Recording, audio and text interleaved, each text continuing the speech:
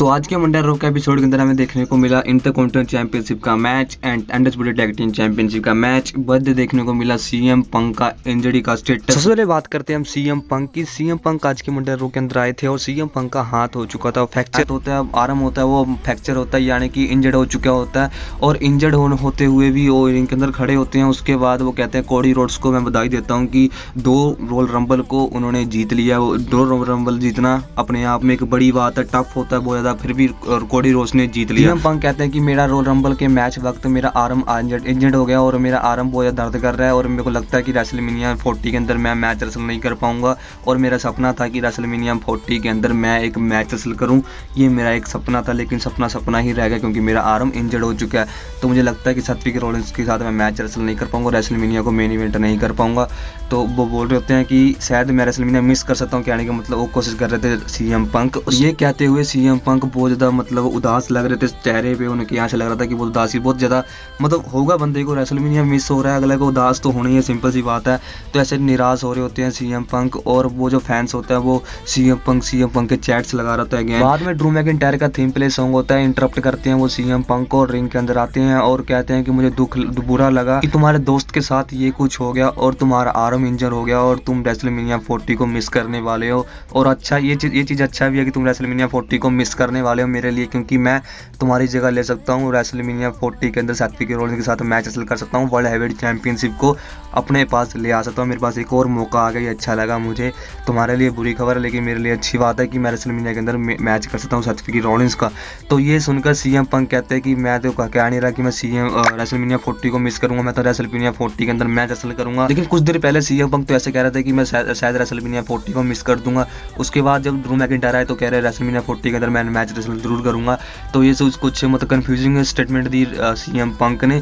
CM Punk कहते हैं कि मैं तो मैच रेसल करूंगा रेसलमेनिया 40 के अंदर। तो ड्रू मैकिंटायर और सीएम पंक के पीछे गर्मा गर्मी हो ज़्यादा बढ़ जाती है, दोनों में मतलब ब्रोल शुरू हो जाता, मुक्का मक्की शुरू हो जाता। कुछ देर तक तो सीएम पंक संभाल लेते, लेकिन बाद में सीएम पंक क्योंकि आर्म इंजर्ड था तो ड्रू मैकिंटायर को थोड़ा एडवांटेज मिल गया और ड्रू मैकिंटायर ने उनके नीचे गिरा दिया। ड्रू मैकिंटायर ने सीएम पंक को उसके बाद उसके आर्म जो इंजर्ड था उसके ऊपर किक मारा, खिंच के मारा किक सीएम पंक के आर्म इंजर्ड पे। और ड्रू मैकिंटायर बहुत मतलब हील कैरेक्टर बहुत डेंजर वाला प्ले कर रहे हैं। और सैमी जेन का थीम प्ले सॉन्ग होता है और सैमी जेन आते हैं रिंग के अंदर और ड्रू मैकिंटायर को पीट कर भगा देते हैं रिंग से बाहर। उसके बाद सीएम पंक को थोड़ा बैक स्टेज से मदद करने के लिए आते हैं स्टाफ और उनको ले लेते हैं पीछे। और मेन इवेंट के अंदर इनका मैच भी देखने को मिला था हमें CM Punk versus Sami Zayn का, वो बाद में बात करेंगे। तो नेक्स्ट हमें देखने को मिलता है अनडिस्प्यूटेड टैग टीम चैंपियनशिप का मैच DIY वर्सेस देखने को मिला था हमें डी जजमेंट डे के मेंबर्स यानी कि Tommaso ciampa, Johnny Gargano versus Finn Balor and Damian Priest. इन चारों का टैग टीम मैच देखने को मिला। जो कि इस मैच के रिजल्ट की बात करें तो इस मैच का रिजल्ट कुछ ऐसे निकलता है कि डेमिन प्रीस्ट एंड फिन बैलर ने अपना चैंपियनशिप बेल्ट को सक्सेसफुली रिटेन कर लिया है मंडे नाइट रो के अंदर। तो अभी स्टिल चैंपियन है हमारे, अनडिस्प्यूटेड टैग टीम चैंपियंस है हमारे डेमिन प्रीस्ट एंड फिन बैलर। उनके बाद जजमेंट डे के मेंबर्स के मतलब खड़े होते हैं रिंग के, उसके बाद इंटरप्ट करते हैं इनको आर्थरूथ अपना फनी वाला प्रोमो फिर कट करते हैं, जेडी मैकडोनाल्ड को नीचे दिखाते हैं और डेमिन प्रीस्ट कहते हैं कि तुम हमारे फैमिली के सदस्य नहीं बन सकते जजमेंट डे का मेंबर्स का, ऐसा आर्थरूथ को क्या समझा रहे होते हैं डेमिन प्रीस्ट। इनका बहुत लंबा चौड़ा चलता है प्रोमो। और नेक्स्ट हमें देखने को मिलता है इंटरकॉन्टिनेंटल चैंपियनशिप का मैच जो कि देखने को मिला था कोफी किंगस्टन वर्सेस गुंथर का। गुंथर ने अपन चैंपियनशिप बेल्ट को क्या डिफेंड कर लिया, क्या लगता है आपको?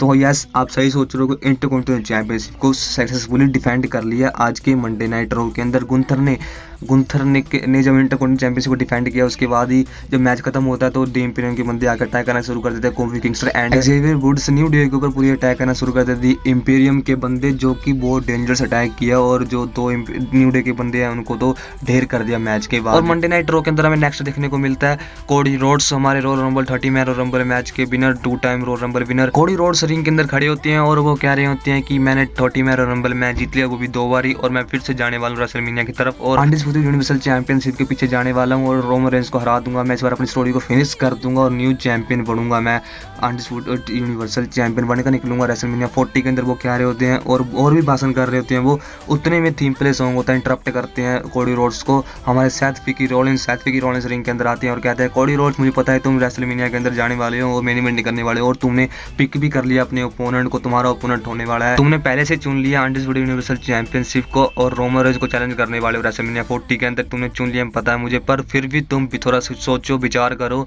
और तुम मेरे वर्ल्ड चैंपियनशिप को पिक करो और मेरे साथ मेन इवेंट करो रेसलमेनिया 40 के अंदर।